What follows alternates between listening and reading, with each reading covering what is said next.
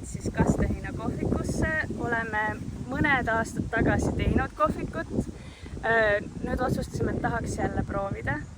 Meil on väga palju küpsetisi, kooke. Ise olen kunagi olnud kondiiter, sellepärast mulle neid teha meeldib.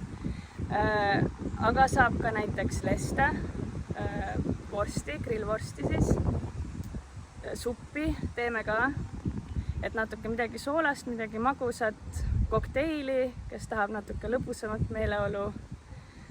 Ja siis samuti saab aias ringi vaadata, et kuna meil endal meeldivad väga lilled, roosid, siis me kutsusime ka roosimüüja, et saate valida nende valikust ka endale midagi ilusat, soovite osta. Roosi hinnad on 15 eurot ja nimekirjad on minu Kasteheina kohviku lehel üleval ka. Saate enne tutvuda, midagi head endale valida. Kasteheina kohvika, just te mõtlete seal Facebooki lehel? Jah, Facebooki lehel, jah. Just. Ja te asute siin Pärnamäel või?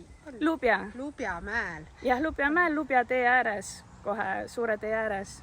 Põhimõtteliselt selle Uuspärtle lasteaia, kes lasteaia järgi oskab orienteeruda. Jah, just. Uuspärtle lasteaia vahetus läheduses. Jah, just seal kõrval. Ja mis kellest kelleni te lahti olete? Kella 12-st kella 6-ni. Aga kohtumiseni siis kohvikus. Jah, kohtumiseni.